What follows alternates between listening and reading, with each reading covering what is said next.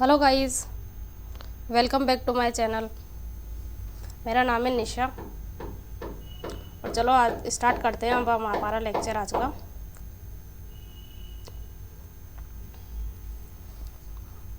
PYQs वाली series चल रही थी। हमने Fourier series and Fourier transformation, इनके पीवाईक्यूज हमारे लास्ट लेक्चर में हो गए थे। अब हम करेंगे आज लाप्लास ट्रांसफॉर्मेशन वाले पीवाईक्यूज।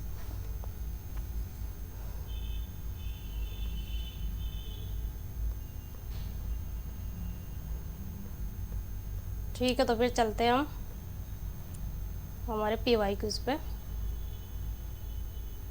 पर पीवाईक्यूज करने से पहले आपको थोड़ा सा मैं रिकैप करवा दूँ फूरियर ट्रांसफॉर्मेशन के बारे में।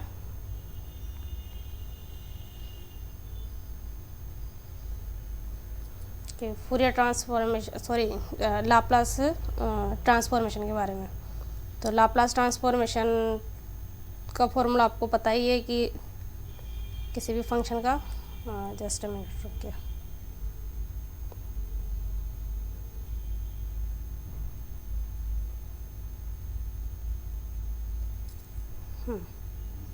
किसी भी फंक्शन का लाप्लास ट्रांसफॉर्मेशन कैसा होता है, उसके कर्नल से मल्टीप्लाई कर देते हैं फंक्शन को, f of t e to the power minus s t d t, और इसकी जो लिमिट होती है वो होती है 0 टू इन्फिनिटी। कहाँ पे इसका यूज़ होता है वो सब हमने कल वाले लेक्चर में जान लिया था, मतलब जब हमने इसका पढ़ा था लाप्लास ट्रांसफॉर्म के बारे में। और इसकी यहाँ पे कुछ प्रॉपर्टीज़ गिवन है, तो यहाँ पे ये डायरेक्ट फार्मूलाज गिवन है इनके।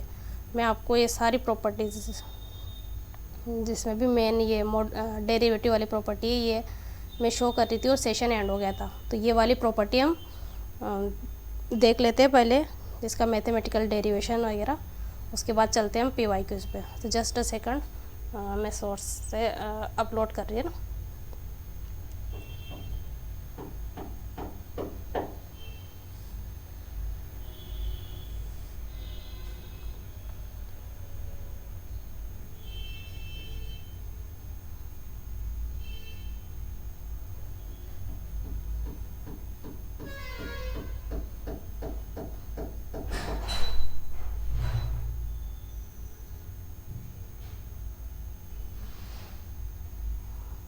I think it is visible all of you.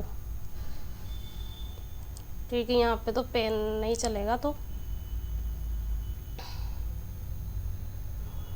Just a second.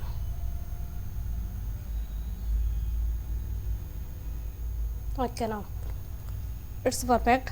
तो देखते हैं हम फर्स्ट जो प्रॉपर्टी, जैसे हमारी शिफ्टिंग प्रॉपर्टी है।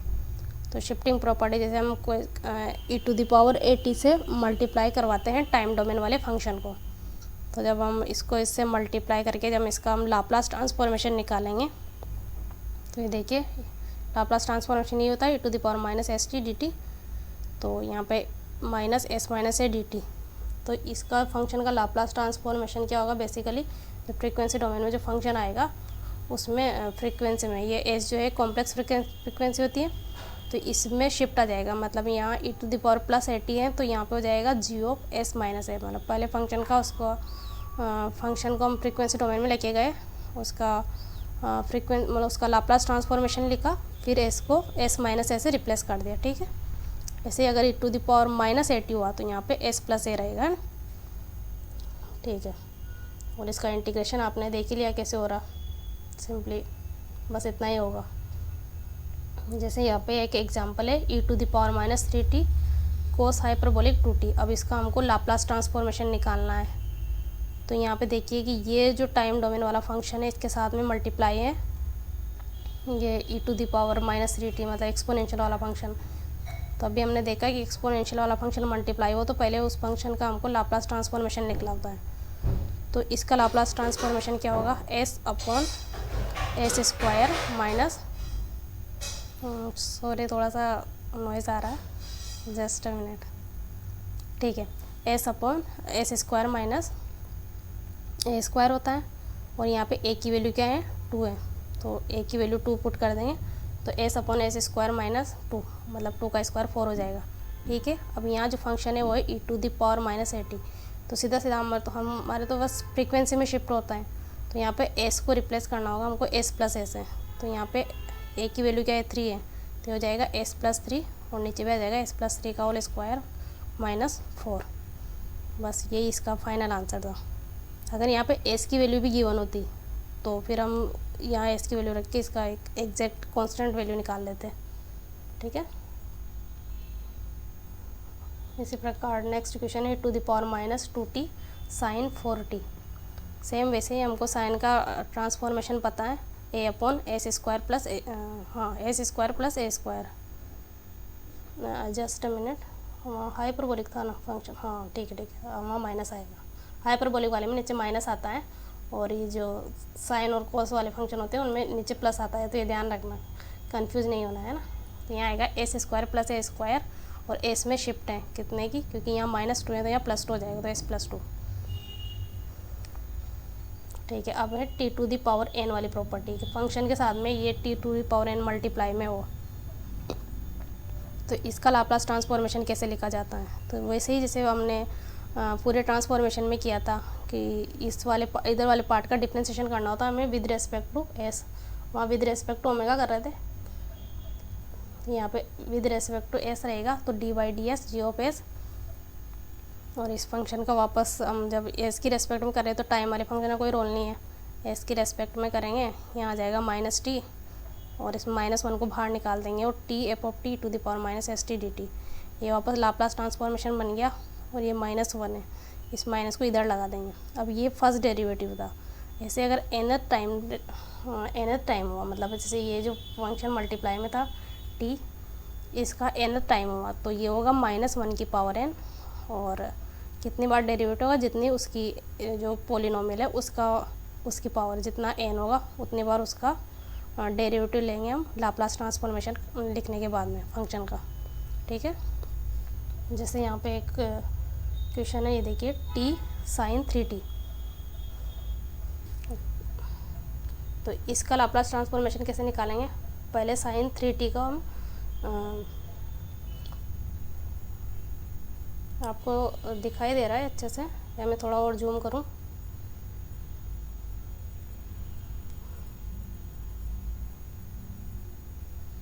Just a minute.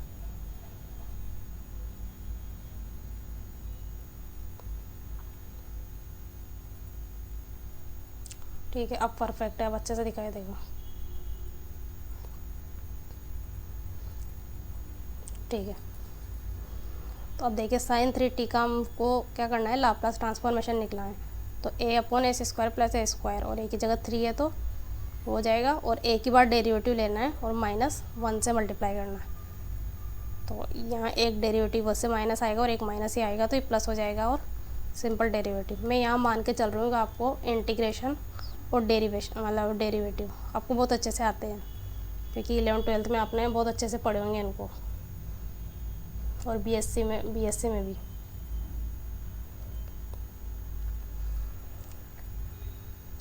ठीक है। अब ये है डेरिवेटिव प्रॉपर्टी, फंक्शन का हम जब डेरिवेटिव लेते हैं तो उसका लाप्लास ट्रांसफॉर्मेशन कैसा दिखता है, और ये बहुत इंपॉर्टेंट प्रॉपर्टी है। इसका मैंने फिजिकल सिग्निफिकेंस भी बताया था लास्ट लेक्चर में, आप वो वाला लेक्चर ज़रूर देखिए ताकि आपको समझ में आ जाए।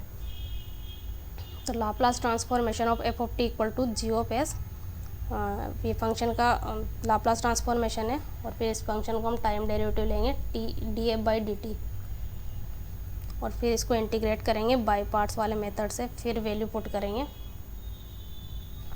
मतलब लिमिट पुट करेंगे। लिमिट पुट करने के बाद में इसका रिजल्ट आएगा s Laplace transformation of function मतलब f of t minus f of function at t equal to 0। ठीक है। ये इनिशियल कंडीशन को बता रहा है कि इनिशियल टाइम पर, मतलब इनिशियली फंक्शन कैसा था स्टार्टिंग में, ट्रांसफॉर्म नहीं हुआ था उससे पहले।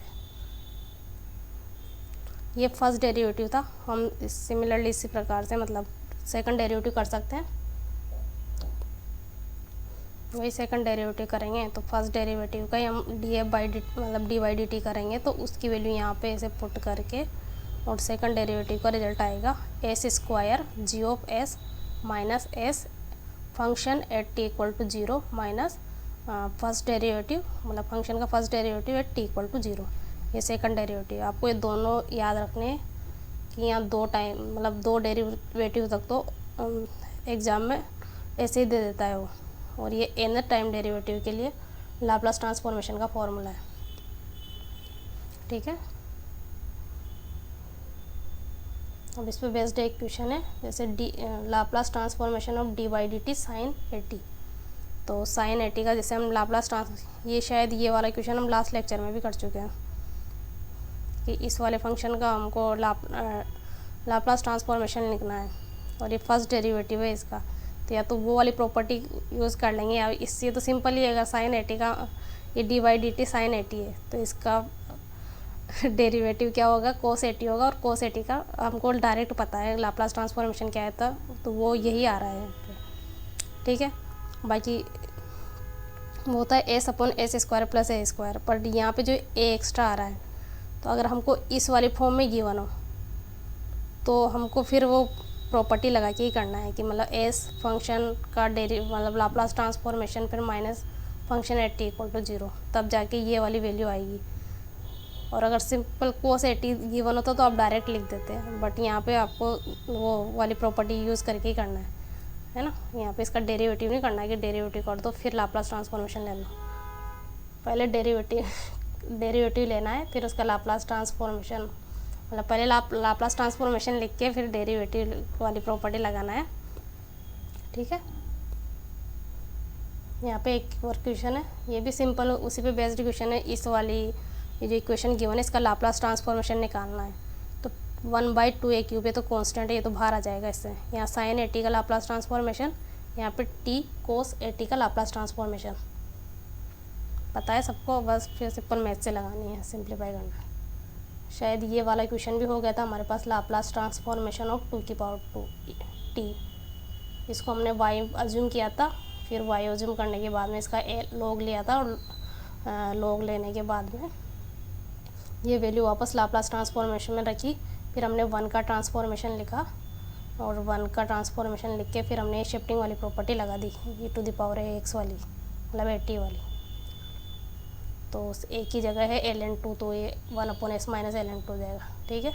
अब नेक्स्ट है कि ये f(t) अपॉन टी, मतलब जो टाइम से डिवाइड होता है, जो पोलिनोमियल है, अगर वो फंक्शन जो है वो t से डिवाइड हो। ये भी बहुत इंपॉर्टेंट प्रॉपर्टी है, इस पर बेस्ड क्वेश्चन अभी क्वेश्चन करेंगे, बहुत अच्छा एग्जाम्पल है इसके ऊपर। तो इसका पहले प्रूफ देख लेते हैं कि इसका जो रिजल्ट है वो क्या है। तो ये वाला रिजल्ट प्रूफ करने के लिए देखते हैं कि s टू इन्फिनिटी लिमिट में इधर जो फंक्शन होता है ये g(s), Laplace transformation of f(t) क्या लिखते हैं हम, g(s). तो इसको हम क्या कर रहे हैं, s टू इन्फिनिटी रेंज में हमको इंटीग्रेट कर रहे हैं ds। तो इधर इंटीग्रेशन कर रहे हैं मतलब इधर भी इंटीग्रेशन होगा, तो f(t) का तो नहीं होगा, सिर्फ इस वाले पार्ट का होगा, e⁻⁻st dt। और s की रेस्पेक्ट पे कर रहे हैं तो f(t) dt का तो कोई रोल ही नहीं है। इनको इस इंटीग्रेशन से बाहर निकाल देंगे, एक मिनट, हाँ ठीक है, इसको इस इंटीग्रेशन से बाहर निकाल देंगे और इस वाले फॉर्म का क्या करेंगे हम, इंटीग्रेशन करेंगे। तो ये वाली वैल्यू वापस आ जाएगी, ये देखिए e⁻⁻st अपॉन t। तो वापस ये लाप्लास ट्रांसफॉर्मेशन बन जाएगा, बट एक वैल्यू के एक एक्स्ट्रा वैल्यू के साथ में 1/t एक्स्ट्रा आ रहा है, और ये 1/t एक्स्ट्रा आ रहा है मतलब लाप्लास ट्रांसफॉर्मेशन ऑफ f(t) है और डिवाइड बाई टी, इसको ऐसे लिख सकते हैं। और इधर क्या चल रहा था, integration s to infinity g(s) ds। ये वाली प्रॉपर्टी समझ में आएगी कैसे निकाली थी हमने, वहाँ पे शायद मैंने डायरेक्ट बताई थी लास्ट लेक्चर में। तो यहाँ पे मैंने इसको मैथमेटिकल प्रूफ भी देख दिया, क्या जैसे आपको रटना नहीं पड़े कि ये कहाँ से आई है, कोई भी चीज़ कैसे ऐसे हवा में से नहीं आई है ना, ठीक है। इसको अनदर वेरिएबल में लिख रखा है g(u), वेरिएबल चेंज करने से इंटीग्रेशन की वैल्यू चेंज नहीं होती है, तो इस u वाले वेरिएबल में भी लिख रखा है, कोई दिक्कत नहीं है। यहाँ पे समरी लिख रखी है कि जैसे इधर टाइम वाले फंक्शन है, उधर इसका लाप्लास ट्रांसफॉर्मेशन है, फर्स्ट डेरिवेटिव सेकंड डेरिवेटिव, ये वाली प्रॉपर्टी इंटीग्रेशन 0 से t f(u) du, इसका लाप्लास ट्रांसफॉर्मेशन होता है 1/s f(s). अभी इसको हम प्रूव करेंगे, ठीक है। और ये पोलिनोमियल वाला देख लिया हमने, t⁻n f(t), इधर -1n, पहले फंक्शन का लाप्लास ट्रांसफॉर्मेशन लिखो, फिर जितना nth टाइम है उतनी बार उसका डेरिवेटिव ले लो s की रेस्पेक्ट में, और ये अभी जस्ट प्रूव करिए। और e to the power 80 of t f of s minus है, ये भी प्रूव कर दी। ये देखिए नेक्स्ट इंटीग्रेशन 0 से t f of u D you, इसको हमने एक फंक्शन मान लिया एफ ऑफ टी, ये वाली प्रॉपर्टी हम प्रूव कर रहे हैं, ठीक है। तो इसको हमने फंक्शन, ये एक फाई ऑफ टी है, मतलब अनदर फंक्शन मान लिया फाई ऑफ टी। अब इस फंक्शन को, मतलब इस वाली पूरी इक्वेशन को हम क्या कर रहे हैं, टाइम की रेस्पेक्ट में डेरिवेट कर रहे हैं। तो टाइम की रेस्पेक्ट में डेरिवेटिव ले रहे हैं, तो इधर भी डी वाई डी टी आएगा, इधर भी आएगा, तो d phi by d t, क्योंकि ये टाइम का फंक्शन है ना, d phi by d t. अच्छा, यहाँ पे एक लेबनिज रूल सॉरी, यहाँ पे एक लेबनिज रूल लिखा हुआ है, पर यहाँ पे इस वाले रूल का कोई भी रोल नहीं है। तो आप देख सकते हैं, मैं इसे समझा दूँ कि क्या है, कि जैसे ऐसे कोई फंक्शन गिवन हो, तो F of u d you, और ये इनकी जो लिमिट हो वो वेरिएबल हो। जैसे यहाँ पे फंक्शन, जो भी फंक्शन जैसे टाइम का फंक्शन है, तो जो लिमिट भी है वो वेरिएबल है, टाइम की लिमिट है, तो ये भी वेरिएबल है। तो जब हम इसका इंटीग्रेशन लिखेंगे, तो पहले फंक्शन में हम जैसे अपर लिमिट पुट करते हैं, अपर लिमिट माइनस लोअर लिमिट ऐसे पुट करते हैं, तो पहले फंक्शन में हम अपर लिमिट पुट करेंगे, फिर उस लिमिट का क्या करेंगे, हम डेरिवेटिव करेंगे किसकी रेस्पेक्ट में, जिसका वो फंक्शन होती है। जैसे अगर यहाँ x का फंक्शन होता है तो यहाँ डी बाई डी एक्स आता, और यहाँ पर टाइम का फंक्शन है तो d p by d t आ जाएगा, है ना। फिर माइनस फंक्शन में लोअर लिमिट पुट करेंगे, मतलब एफ जी ऑफ टी, और ये हो जाएगा उस फंक्शन का time derivative D G by d T. यही लेबनिज रूल है इंटीग्रेशन का ना। पर ये इस वाले रूल का शायद यहाँ कोई यूज़ नहीं है। अच्छा हाँ, लिख तो रखा है इसको, d phi by d t निकाल रखा है इसको, एफ ऑफ टी को d phi by d t के इक्वल कर रखा है, ठीक है। यहाँ पे 0 से t वाली लिमिट है, यहाँ पे ये जो लिमिट है ये वेरिएबल लिमिट है, ठीक है। अब यहाँ पे देखिए फ्रॉम इक्वेशन 1 से कैसे कर रखा है, f of t d T by d t,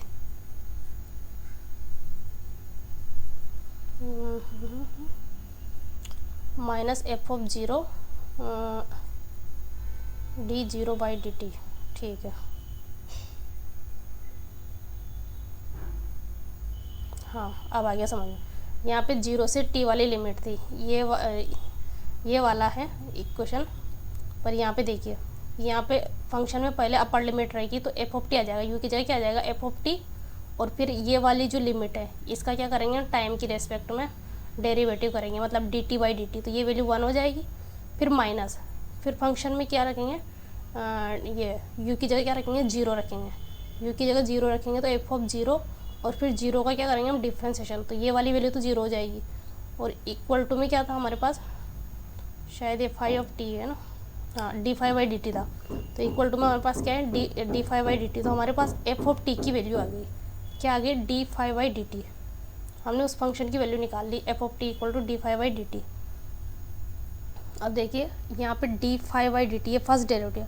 अब हम डेरिवेटिव वाली प्रॉपर्टी यूज़ करेंगे कि फर्स्ट डेरिवेटिव वाली प्रॉपर्टी कौन सी होती है, Laplace transform s, Laplace transformation of phi of t minus function at t equal to 0, है ना। तो अब ये वाली वैल्यू देखिए कि फंक्शन का Laplace transformation phi of t, इसको कैसे लिखा, इधर भी Laplace transformation of d phi by d t को तो एफ ऑफ टी पुट कर दिया यहाँ पर, ठीक है। एस और फाई ऑफ टी, इसका लाप्लास ट्रांसफॉर्मेशन लिखना है। तो ये क्या था, इंटीग्रेशन 0 से t f of u d you, यहाँ पे देखिए यही है। अगर इसका हम लाप्लास ट्रांसफॉर्मेशन लिखेंगे फाई ऑफ टी, इसी का हमको लाप्लास ट्रांसफॉर्मेशन निकालना है, मतलब इस वाले फंक्शन को, इसको हमने फाई ऑफ टी के इक्वल लिया, मतलब इसका लाप्लास ट्रांसफॉर्मेशन लिखने का मतलब इसका लाप्लास ट्रांसफॉर्मेशन है ना, इंटीग्रेशन 0 से t f of u d you, है ना, यही वैल्यू निकाल रहे हैं। और फंक्शन है t इक्वल टू 0 पे, इसकी वैल्यू 0 है, तो ये वाली वैल्यू 0 होगी, मतलब माइनस ये ऊपर वाली फाई ऑफ 0, ये वाली वैल्यू 0 होगी। और ये वाला हमको बेसिकली इस वाली ये वाली वैल्यू चाहिए कि इसका लाप्लास ट्रांसफॉर्मेशन क्या होगा, तो इस s को इधर भेज देंगे, तो 1/s, और Laplace transformation of f of T क्या होता है, जी ऑफ एस, यही होता है। तो देखिए 0 से t f of u d u, इसका लाप्लास ट्रांसफॉर्मेशन 0 से t f of t d t equal to 1/s g of s. आपको ये वाला समझ में आ गया पूरा, जैसे कि हमने डायरेक्ट कैसे लिखा था, वहाँ पर भी ये लिखा था शायद 1/s एफ ऑफ एस, या फिर इसको हम जी ऑफ एस, है ना। तो कैसे प्रूव किया आपको यहाँ पे दो चीज़ें समझ, एक तो लेबनिज रूल समझ लिया आपने, और ये वाली प्रॉपर्टी बहुत इंपॉर्टेंट है, ध्यान रखना। अब यहाँ पे एक क्वेश्चन गिवन है, second order differential equation given है, और उसमें इनिशियल कंडीशन भी गिवन है कि फर्स्ट डेरिवेटिव 0 है एट टी इक्वल टू 0 पे, और फंक्शन की वैल्यू भी 0 है एट टी इक्वल टू 0 पे, और हमको इसकी वैल्यू निकालनी है। मतलब ये जो डिफरेंशियल इक्वेशन गिवन है इसका लाप्लास ट्रांसफॉर्मेशन निकालना है, मतलब Laplace transformation of solution of differential equation. देखिए सब जगह लाप्लास ये लगा देंगे। अब सेकंड डेरिवेटिव का हमको पता है, फर्स्ट डेरिवेटिव का भी हमको पता है, सेकंड डेरिवेटिव का बेसिकली यहाँ तक लिख दिया हमने, फिर ये फर्स्ट डेरिवेटिव का लिख दिया, फिर प्लस 4 और फंक्शन का Laplace transformation g of s equal to, अब इधर कौन सी प्रॉपर्टी लगाइए, t square e to the power minus 2t। तो ये क्या होगा, अच्छा यहाँ प्रॉपर्टी कौन सी लगाइए ये देखना, हाँ टी स्क्वायर।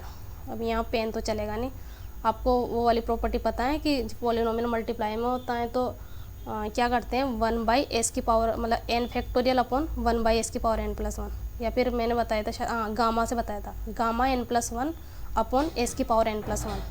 तो यहाँ पे n की वैल्यू क्या है 2 है, तो गामा 2+1 मतलब गामा 3 को हम 2 फैक्टोरियल लिख सकते हैं, और 2 फैक्टोरियल की वैल्यू 2 और s की पावर n+1।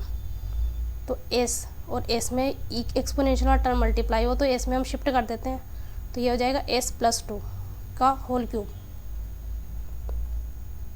हो जाएगा, क्योंकि यहाँ पे n+1 मतलब होल क्यूब, तो ये वैल्यू आ गई। ठीक है, अब यहाँ पे वो जो कंडीशन गिवन है वो पुट कर देते हैं कि एक तो फर्स्ट डेरिवेटिव 0 है और एक फंक्शन की वैल्यू 0 है t इक्वल टू 0 पे, तो ये दो टर्म तो इसमें कैंसिल हो जाएगी, तो s स्क्वायर और कौन सी टर्म बचेगी, ये फंक्शन की वैल्यू 0 होगी, फर्स्ट डेरिवेटिव ये दोनों टर्म भी वेनिश हो गई, प्लस 4s ये वाली टर्म 0 होगी, प्लस 4, सिर्फ इतना ही बचा, और इस साइड बचा 2/s+2 का क्यूब।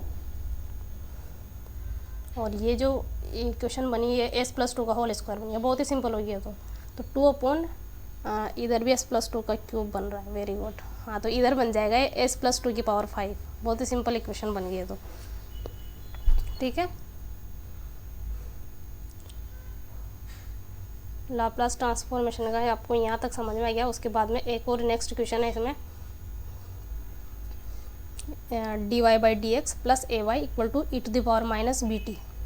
अब यहाँ पे फर्स्ट डेरिवेटिव वाली इक्वेशन ही गिवन है, ये भी बहुत सिंपल है, सेम वैसे ही करनी है जैसे अभी ऊपर वाला क्वेश्चन किया, कुछ भी नहीं करना है, और इनिशियल कंडीशन गिवन है इस वजह से और ज़्यादा आसान हो जाता है, वो भी इनिशियल कंडीशन में भी 0 वैल्यू हो तो फिर और ज़्यादा आसान हो जाता है।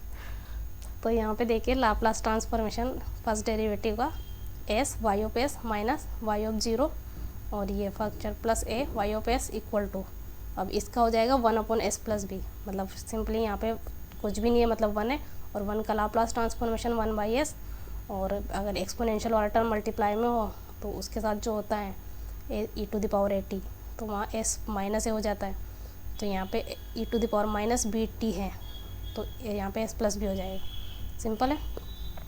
यहाँ पे ये वाला टर्म 0 हो जाएगा, तो सिर्फ s प्लस a ही बचेगा, y/s को माना जाएगा, तो 1/s+a s+b। ठीक है, अब ये लाप्लास ट्रांसफॉर्मेशन का फॉर्मूला है, ये सारे लाइन वाइज कि f(t) का फूरियर लाप्लास ट्रांसफॉर्मेशन होता है, ये पता ही आपको स्टैंडर्ड फार्मूला। फिर t⁻n इसका पोलिनोमियल का Laplace transformation, gamma n+1 upon s⁻n+1 s>0 के लिए, sine at sine hyperbolic at, फिर cos at cos hyperbolic at, f(t) का g/s first derivative second derivative, और टाइम वाले फंक्शन के साथ में पोलिनोमियल मल्टीप्लाई में हो, जैसे सिंपल पोलिनोमियल हो, और टाइम वाले फंक्शन के साथ में पोलिनोमियल मल्टीप्लाई में हो, दोनों में डिफरेंस होता है, तो आपको कंफ्यूज नहीं होना है कि कहाँ क्या लगाना है। ठीक है, और ये f(t) और इस टाइम वाले फंक्शन के साथ में एक्सपोनेंशियल वाले फंक्शन मल्टीप्लाई में हो, e⁻+at e⁻−at है। ठीक है, अब आएंगे solution of improper integral using Laplace transformation. तो पहले हम एक और डेरिवेशन है वो देख लेते हैं, उसके बाद में ये वाला इस पे चलते हैं। जस्ट अ सेकंड मैं आपको शो करती हूँ।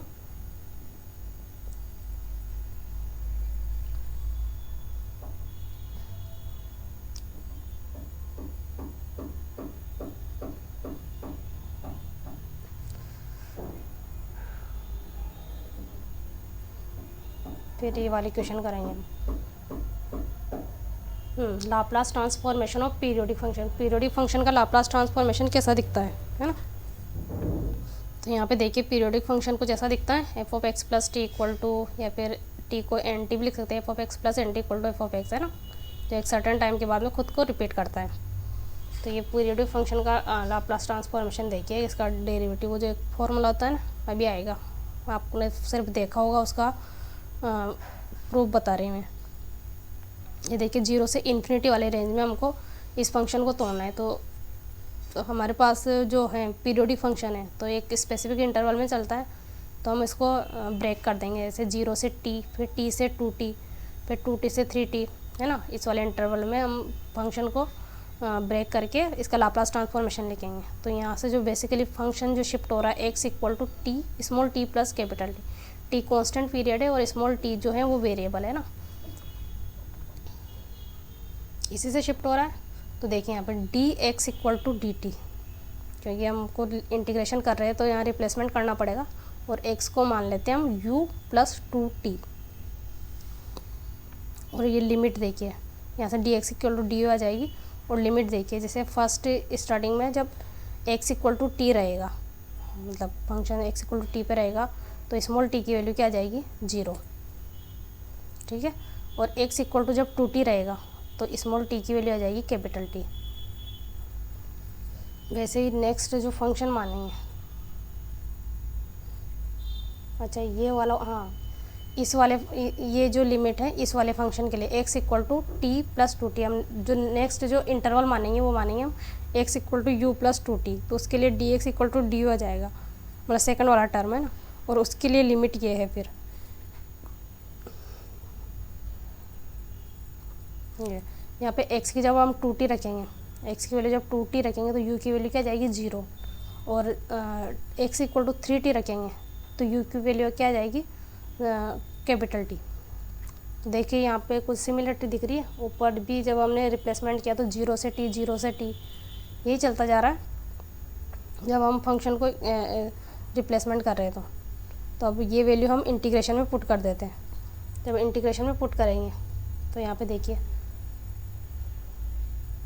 ये फर्स्ट वाला, यहाँ पे 0 से t सबकी लिमिट सेम हो जाएगी, क्योंकि हमने रिप्लेस कर दिया तो सबकी वही आएगी, f of x e to the power minus s x d x.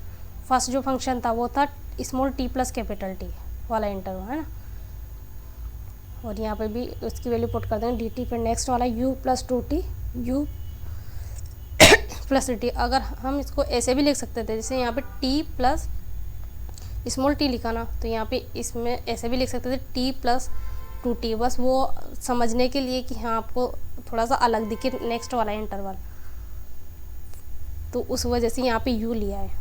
बाकी ये जो वहाँ पे स्टार्टिंग में लिखा था कि जो स्मॉल t है वो वेरिएबल है ना, तो ये समझने के हिसाब से लिखा था, और वेरिएबल से इंटीग्रेशन की वैल्यू चेंज नहीं होगी, ये आपको पहले से पता है। और एक सिंपल इंटीग्रेशन बन गया है 0 से t वाला। अब देखिए यहाँ पे कुछ कांस्टेंट टर्म है वो तो बाहर आ जाएगी, जैसे e to the power first वाली जो टर्म है, ये वाली e to the power minus s t, ये वाली यहाँ पे तो यहाँ पे 1 हो जाएगा +1, और यहाँ पे ये वाली टर्म बाहर आ जाएगी to power minus s t. फिर नेक्स्ट वाले में आएगी e to the power minus 2t, और ये वाला जो इंटीग्रेशन है ये वाला पूरा ही कॉमन आ जाएगा। देखिए यहाँ पे आगे ओपन कर रखा है इसको, ये देखिए ये वाली चीज़ ये ओपन कर दी, इसको तोड़ के ये फर्स्ट इंटीग्रेशन बन गया है ना। फिर सेकंड इंटीग्रेशन में किसको बाहर निकाले, e to the power minus s t, ये कॉन्स्टेंट टर्म था, इसको इंटीग्रेशन से बाहर निकाल दिया, और ये वैल्यू बन गई f of t e to the power minus s t d t, ठीक है। नेक्स्ट वाले में plus e to the power minus 2 s t, और ये वाला इंटीग्रेशन बन जाएगा f of u e to the power minus s u d u, यही बनेगा, ठीक है। अब ये वाला इंटीग्रेशन बन गया। आप सबको सिंगल वेरिएबल में लेके जाएंगे, मतलब जैसे स्मॉल टी वाला ही वेरिएबल था ना, वो तो समझाने के हिसाब से स्मॉल यू, फिर आगे हम स्मॉल यू की जगह वी कर देते, डब्ल्यू कर देते, नेक्स्ट जो इंटरवल जैसे चेंज होता जाता। तो हम सबको सिंगल वेरिएबल में लाके ये पूरा इंटीग्रेशन एक कॉमन वैल्यू आ जाएगी, और यहाँ बचेगा, जैसे यहाँ पे बचेगा 1 plus e to the power minus s t plus e to the power minus 2st plus e to the power minus 3st। और ये वाला फंक्शन जैसे एक्स टी को रिप्लेस कर दिया एक्स से, सिर्फ एक वेरिएबल से, तो इंटीग्रेशन 0 से t f of x e to the power minus s x d x. ठीक है, अब ये वाली वैल्यू तो, और ये आगे जो बनी ये जीपी बन गई, ज्योमेट्रिक प्रोग्रेशन है ना, पढ़ी है ना जीपी, ये भी क्लास 11th में पढ़ी होगी। तो a equal to 1, r equal to e to the power minus s t. तो इसका जो सम होता है वो होता है 1 बाई ए माइनस आर, तो 1 minus e to the power minus s t. तो ये वाला जो फर्स्ट चीज़ है ये इसके आगे आ जाएगा, और ये जो पीरियोडिक फंक्शन का लाप्लास ट्रांसफॉर्मेशन बन गया 1/1 minus e to the power minus s t, और इंटीग्रेशन 0 से t f of x e to the power minus s x d x. ठीक है, तो ये बेसिकली पीरियोडिक फंक्शन का लाप्लास ट्रांसफॉर्मेशन हो गया। और इसके साथ में मैं आपको एक और वैल्यू बता दूं, जैसे ये वाला एक क्वेश्चन तो हमने लास्ट लेक्चर में कर लिया था, ये नेट 2000 अभी लास्ट ईयर का, ये 2024 में या 2025 में आया हुआ क्वेश्चन है लाप्लास ट्रांसफॉर्मेशन के ऊपर पीरियोडिक फंक्शन का, कि 2n से 2n+1 वाला इंटरवल है, उसमें फंक्शन की वैल्यू 1 है, और नेक्स्ट इंटरवल 2n+1 से 2n+2 वाले इंटरवल में फंक्शन की वैल्यू 0 है। तो अगर हम बेसिकली हम जैसे n को यहाँ पे हम 0 पुट कर देंगे, तो 0 से ये किसकी 0 से 1 वाला इंटरवल 1 हो गया, फिर 1 से 2 वाला इंटरवल फिर 0 हो जाएगा, फिर नेक्स्ट 2 से 3 वाले इंटरवल में जाएंगे तो वो 1 आएगा। तो यहाँ पे इंटरवल आपको समझ में आ गया। तो बस सिंपली बस उसमें, और यहाँ पे टाइम पीरियड है जो वो है 2 है। ठीक है,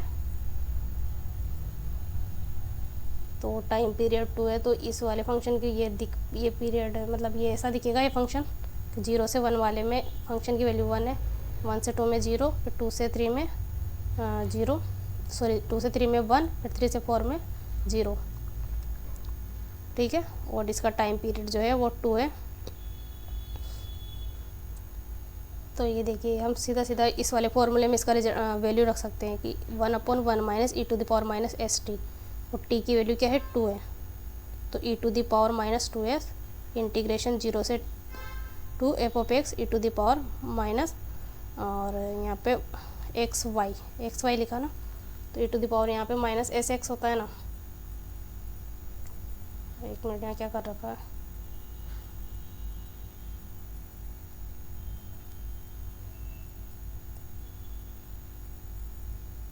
एक मिनट, फंक्शन की वैल्यू 1 ही थी ना, हाँ फंक्शन की वैल्यू तो 1 है, और ये जो वैल्यू गिवन है e to the power minus s x d x.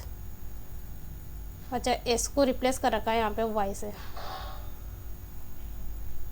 ठीक है, कोई दिक्कत नहीं है, अपन सिंपल उससे भी कर सकते हैं, ऐसा कुछ भी नहीं है। शायद ये क्वेश्चन यहाँ पे अधूरा लिखा हुआ है, ये इसी प्रकार से गिवन होगा शायद, वहाँ पे एस को रिप्लेस कर रखा वाई से, तो हमको तो एक्स की रेस्पेक्ट में इंटीग्रेशन करना है, तो वाई कांस्टेंट हो जाएगा। और वैसे भी अगर यहाँ पे भी होता तो यहाँ पे भी एक्स की रेस्पेक्ट में इंटीग्रेशन करना होता, फंक्शन ऑफ एक्स है ही सही। तो इसका इंटीग्रेशन हमको पता ही है कि जैसे इसको तो 1 रख देंगे, और इस सिंपल एक्सपोनेंशियल वाले टर्म का इंटीग्रेशन करना है, एक्स की रेस्पेक्ट में कर रहे हैं, तो वाई कांस्टेंट हो गया, बस सिंपली वैल्यू पुट करनी है। ठीक है, तो 1/1 minus e to the power minus 2y e to the power minus y plus e to the power 0/y, ये बनेगा जब हम upper limit minus lower limit करेंगे, और सिंपल इसको थोड़ा सा सिंप्लीफाई करेंगे तो ये वाली वैल्यू आ जाएगी। ठीक है, अब एक और टर्म में इसमें inverse Laplace transformation. Inverse Laplace transformation वैसे इतना डिफिकल्ट नहीं है, जैसे हम इस n वाले फंक्शन का करते आ रहे हैं ना, उन्हीं का हमको इन्वर्स लेना है। तो अगर हम जैसे जो जनरल रिजल्ट है, जब कुछ तो हमें याद होती ही हैं, उन्हीं पर बेस्ड आते हैं, उनका रिजल्ट पता है हमको, तो सीधा सीधा उनका जैसे पूरे लाप्लास ट्रांसफॉर्मेशन लिखते हैं ना, वैसे वो ट्रांसफॉर्मेशन लिख दो, वो इन्वर्स बन जाएगा उसका। जैसे यहाँ पे क्वेश्चन है, जैसे ये 1/s की पावर 4, हमको इसका लाप्लास ट्रांसफॉर्मेशन निकालना है। तो 1/s की पावर 4 किसका बनता है, टी क्यूब का बनता है, क्योंकि इसका जो फॉर्मूला होता है ये होता है gamma n+1 upon s to the power n+1। n की जगह 3 रखेंगे हम, तभी तो यहाँ पे s की पावर 4 बनेगा। तो वैसे ही करना है, बस वही कुछ नहीं, गामा n+1 इससे बाहर आ जाएगा तो ये इससे डिवाइड हो जाएगा, तो t³/6 बन जाएगा। ठीक है, वैसे ही एक और गिवन है 1/s² + a²। अब ये हमको पता ही है कि ये किसका लाप्लास ट्रांसफॉर्मेशन होता है, क्योंकि यहाँ पे s² + a² है, और कोस वाले में तो यहाँ ऊपर s होता है, तो अगर s की वैल्यू होती है तो ये वो होता ही नहीं, तो यहाँ पे a/s² + a² होता है, तो ये sin 80 का होगा। और a की बेसिकली वैल्यू 1 होती है, या फिर a की वैल्यू भी नहीं लिखनी है। लाप्लास ट्रांसफॉर्मेशन और sin 80 क्या होता है, a/s² + a²। इसका लाप्लास ट्रांसफॉर्म, इसका इन्वर्स लगाएंगे, इस l को इधर भेजेंगे तो इसका इन्वर्स हो जाएगा, इस a को बाहर निकाल देंगे कॉन्स्टेंट टर्म में, तो यह आ जाएगा 1/a sin 80। ठीक है, बहुत सिंपल है। जैसे कुछ फंक्शंस के यहाँ पे इन्वर्स लाप्लास ट्रांसफॉर्मेशन लिख रखे, कि जैसे यहाँ पे 1/s का जैसे 1 है तो 1 का लाप्लास ट्रांसफॉर्मेशन 1/s होता है, तो 1/s का इन्वर्स लाप्लास ट्रांसफॉर्मेशन 1 होगा। वैसे इसका इन्वर्स लाप्लास ट्रांसफॉर्मेशन t⁴n होगा।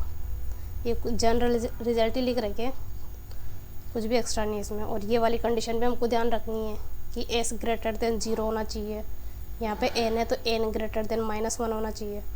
ये मस्ट है भाई, हमको ध्यान रखनी है, लिमिटेशन है इसकी। और e⁻k⁡t, तो इसमें s > k होना चाहिए।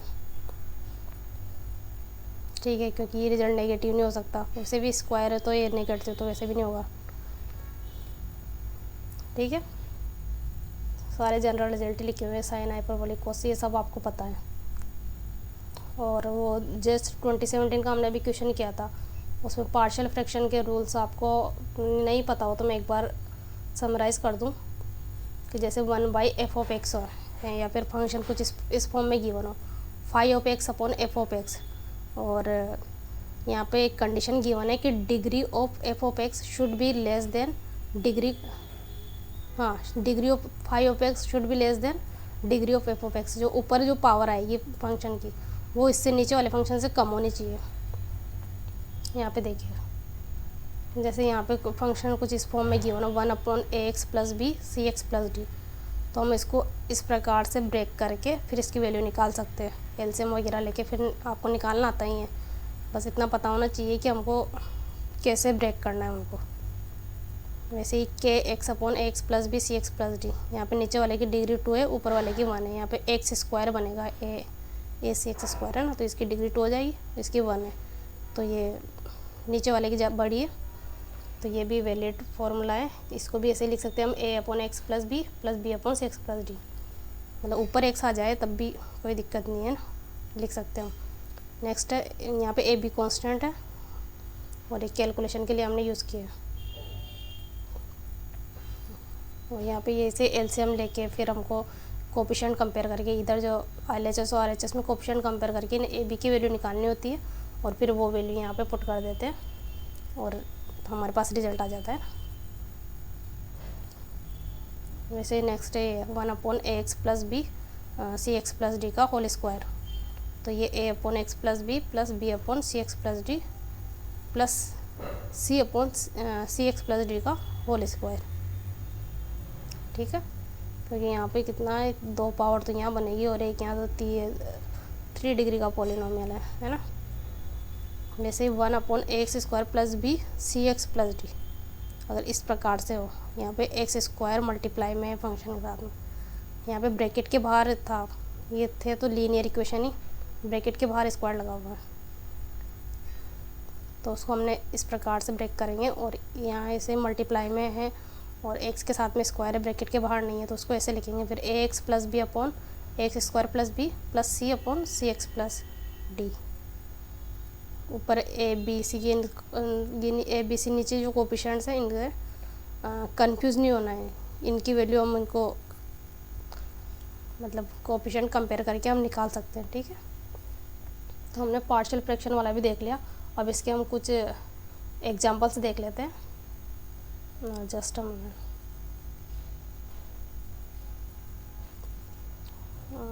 एक मिनट, मैं स्लाइड शो करती हूँ।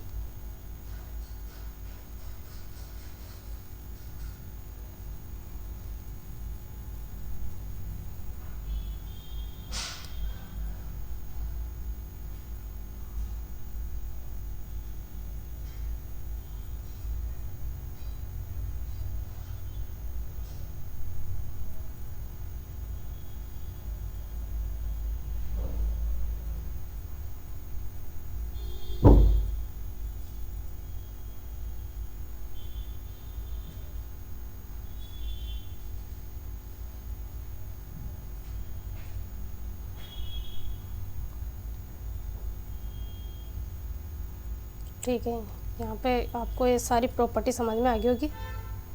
Just moments.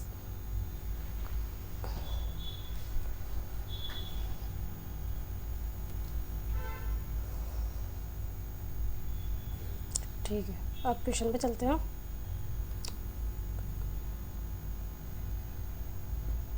यहाँ पे मैंने वही प्रॉपर्टीज लिख रखी है इसकी।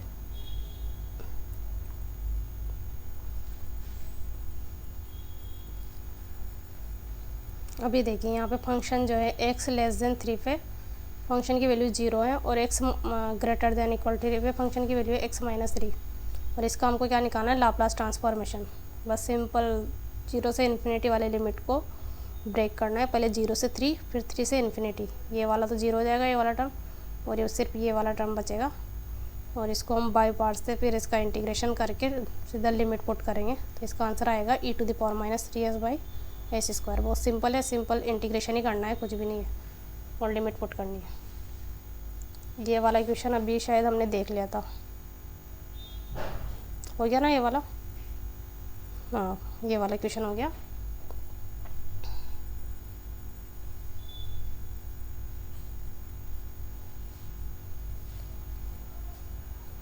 अभी एक और क्वेश्चन देखें यहाँ पे। Sine 3t e to the power minus 4t dt। अब देखिए यहाँ पे h की वैल्यू भी गिवन है, हमको लाप्लास ट्रांसफॉर्मेशन निकालना है। ये इम्प्रॉपर इंटीग्रल्स है ना। ये सेम ऐसा ही एक क्वेश्चन जेस्ट में आया था अभी लास्ट 1-2 साल पहले, 2024 के या फिर 23 वाले पेपर में। तो इसका लाप्लास ट्रांसफॉर्मेशन निकालेंगे, तो यहाँ पे देखिए हमें h की लिमिट गिवन है। पहले साइन 3t का लाप्लास ट्रांसफॉर्मेशन लिख देंगे हम। a upon H square plus a square से मतलब 3 अपॉन एच स्क्वायर प्लस 9 है ना।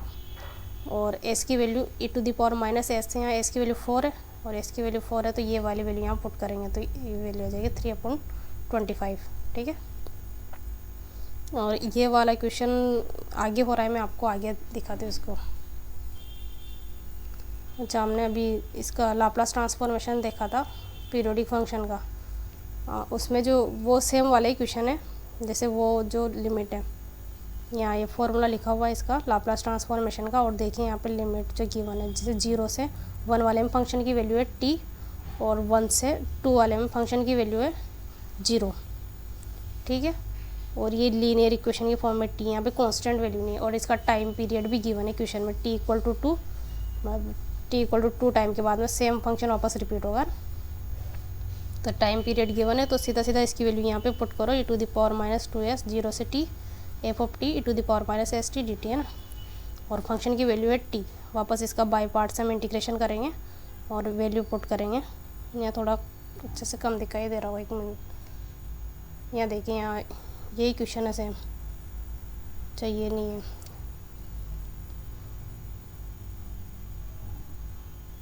इसमें फंक्शन की वैल्यू t है, हाँ, उसमें कांस्टेंट, हाँ, उसमें t की वैल्यू 1 ले रखी है। बस थोड़ा सा और सिंप्लीफाई हो गया और आगे वाले क्वेश्चन में। चलो ये देख लेते हैं, यहाँ बाई पार्ट से हो रहा है, और सिंपल बस लिमिट ही पुट करनी है, और इसका आंसर आ जाएगा ये। और ये सेम वही क्वेश्चन बन रहा है कि, अच्छा ये आगे वाला क्वेश्चन देखो,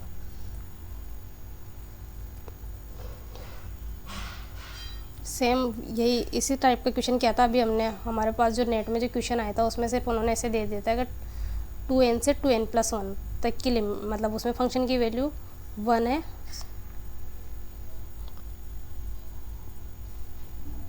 और फिर नेक्स्ट वाले इंटरवल में उसकी वैल्यू 0 थी।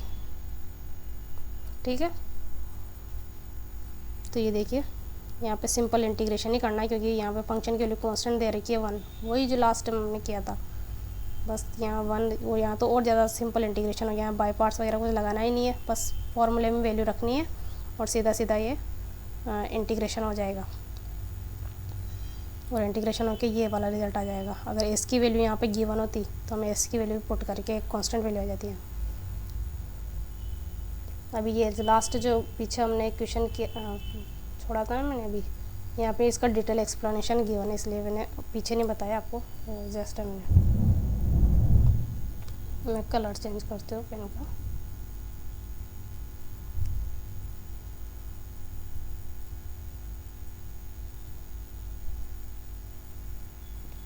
ठीक है, अब देखिए यहाँ पे फंक्शन है t sin 3t e to the power -40 dt। अब इतना जो पार्ट होता है ये तो हम देख के मतलब पता कर सकते हैं कि ये लाप्लास ट्रांसफॉर्मेशन की फॉर्म में लिख रखा है। हमारे पास फंक्शन है sin 3t और उसके साथ में ये पोलिनोमियल मल्टीप्लाई में है। तो पहले sin 3t का हमने क्या निकला है, लाप्लास ट्रांसफॉर्मेशन निकलना है। तो sin 3t का लाप्लास ट्रांसफॉर्मेशन क्या होगा कि 3/s² + 9 और फिर ये पोलिनोमियल मल्टीप्लाई में, जब पोलिनोमियल मल्टीप्लाई में होता है तो हम क्या करते हैं कि उसका एस की रेस्पेक्ट में डेरिवेटिव लेते हैं और -1 की पावर n जितना उस डेरिवेटिव की पावर होती है ना उससे कर देते हैं, यहाँ पे उससे मल्टीप्लाई करते हैं। तो यहाँ पे n की वैल्यू 1 है तो -d/ds और Laplace transformation of f of t। तो इसका लाप्लास ट्रांसफॉर्मेशन लिखेंगे हम फंक्शन का t sin 3t, तो -d/ds 3/s² + 9। इसका लाप्लास ट्रांसफॉर्मेशन किया, यहाँ पे इसका डेरिवेटिव किया, सॉरी ये डेरिवेटिव किया, तो ये इसका लाप्लास ट्रांसफॉर्मेशन आ गया। अब इसके अकॉर्डिंग देखिए यहाँ पे s की वैल्यू 4 है, e to the power -st होता है तो s की वैल्यू 4 है और s की वैल्यू 4, यहाँ पे इसका डेरिवेटिव करने के बाद में यहाँ पे s की वैल्यू पुट कर देंगे, s की वैल्यू पुट करेंगे तो इसका आंसर आ जाएगा ये। ठीक है, बहुत सिंपल है। ये इम्प्रॉपर जो इंटीग्रेशन होते हैं वहाँ पे वो बोल के नहीं देता है, मतलब बस सीधा सीधा एक इक्वेशन दे देता है कि इवेल्युएट दिस इंटीग्रेशन। तो हमको ध्यान रखना होता है कि ये कौन से वाले मेथड से होगा, कैसे होगा, है ना। और लिमिट है यहाँ पे 0 से इन्फिनिटी, तो वो भी समझ में आ रहा है कि लाप्लास ट्रांसफॉर्मेशन की भी यही लिमिट होती है। ठीक है, अब एक और क्वेश्चन है इस पर, ये देखना। यहाँ पे गिवन है 1/x e to the power -x/3 - e to the power -x/2 dx। अब हमने जो अभी एक प्रॉपर्टी पढ़ी थी f(x/x) वाली, उसमें क्या कर रहे थे हम, s टू इन्फिनिटी लिमिट में हम फंक्शन को इंटीग्रेट कर रहे थे, क्योंकि उस फंक्शन का पहले हम लाप्लास ट्रांसफॉर्मेशन लिख रहे थे। तो यहाँ पे फंक्शन क्या है 1, मतलब यहाँ पे देखिए ये फंक्शन 1 है, जैसे ये कर रहे थे ना f, यहाँ पे लिख रखा है ये देखो f(x/x)। तो f(x/x) का जो फंक्शन है, यहाँ फंक्शन है 1 और उस 1 का लाप्लास ट्रांसफॉर्मेशन लिखेंगे पहले। तो 1 का लाप्लास ट्रांसफॉर्मेशन क्या होगा, ये यहाँ लिखा हुआ है 1 का लाप्लास ट्रांसफॉर्मेशन क्या होगा 1/s। तो 1/s और फिर उसका s टू इन्फिनिट लिमिट में हमको इंटीग्रेट करना है। तो इसका जब इंटीग्रेशन करेंगे तो ये वैल्यू आएगी -ln(s), ln इन्फिनिटी की वैल्यू हो जाएगी 0। तो अब ये -ln(s) है, अब ये मल्टीप्लाई किससे हो रहा है, e to the power -x/3 से। तो ये वैल्यू जब यहाँ पुट करेंगे, जैसे इसको इस वाले इंटीग्रेशन को हम ओपन करेंगे तो देखना 1/x e to the power -x/3 dx minus, और ये 1/x e to the power -x/2 dx। तो अब यहाँ पे देखिए कि ये f(x/x) वाले फंक्शन को हमने जब किया तो इसका वैल्यू आ गया -ln(s).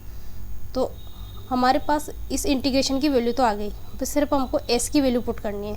तो s की वैल्यू इसके अकॉर्डिंग कितनी है, sorry e to the power -sx होता है, तो s की वैल्यू यहाँ कितनी है 1/3 और यहाँ पे s की वैल्यू कितनी है 1/2। अभी लास्ट वाले क्वेश्चन में भी हमने यही किया था। तो यहाँ पे सीधी सीधी s की वैल्यू पुट करनी है, क्योंकि हमने इस इंटीग्रेशन की वैल्यू तो निकाल ली, कितनी आई -ln(s). तो -ln और s की वैल्यू क्या 1/3 पुट करनी है या 1/2 पुट करनी है। जब वैल्यू पुट करेंगे तो सीधी सिर्फ लॉग की प्रॉपर्टी लगा के जब हम इसको सॉल्व करेंगे तो यह आ जाएगी, और ये कैलकुलेटर से इसकी वैल्यू भी निकाल लोगे आप। ठीक है, बहुत ही सिंपल था, बस आपको थोड़ा सा यहाँ पे वो प्रॉपर्टी यूज़ करके इतना सा ही दिमाग लगाना था, बाकी आगे तो मैथ्स थी। ठीक है, ये वाला क्वेश्चन हो गया था क्या, हाँ 1/s + a + b, ये वाला क्वेश्चन हो गया। ठीक है, एक और क्वेश्चन है, लास्ट है क्वेश्चन, उसके बाद हम सेशन एंड करते हैं। X sine x e to the power minus x d x. अभी जस्ट सेम ऐसा ही क्वेश्चन किया था, पहले हमको साइन एक्स का यहाँ पर टी था, बस इतना ही था, और यहाँ पे साइन, सेम ही क्वेश्चन था। हाँ, ये टी साइन 3t और e to the power minus 4t है ना। जस्ट ठीक है। अब वहाँ पे एस की वैल्यू 4 थी, यहाँ पे एस की वैल्यू कितनी है, 1 है, और ए की वैल्यू भी यहाँ 1 है, और यहाँ पे भी जो डेरिवेटिव होगा वो ए की पावर होगा। ये एस की वैल्यू 1 है, और एक्स साइन एक्स का लाप्लास ट्रांसफॉर्मेशन 1/s² + 1, और फिर इसको -1 से मल्टीप्लाई करके एक बार डेरिवेटिव लेंगे इसका, एक बार डेरिवेटिव यहाँ ले लिया ये, और डेरिवेटिव लेने के बाद में हम यहाँ पे एस की वैल्यू पुट कर देंगे। एस की वैल्यू पुट करेंगे तो इसका जो रिजल्ट आएगा वो आ जाएगा 1/2। ठीक है, चलो फिर आपको ये समझ में आया होगा ये पूरा लाप्लास ट्रांसफॉर्मेशन। आई होप आपको सारे फूरियर ट्रांसफॉर्मेशन और Fourier series and Laplace transformation आपको तीनों अच्छे से समझ में आ गए होंगे। फिर चलते हैं, हम सेशन को एंड करते हैं, फिर मिलते हैं किसी और नेक्स्ट टॉपिक के साथ। तब तक के लिए पढ़ते रहिए।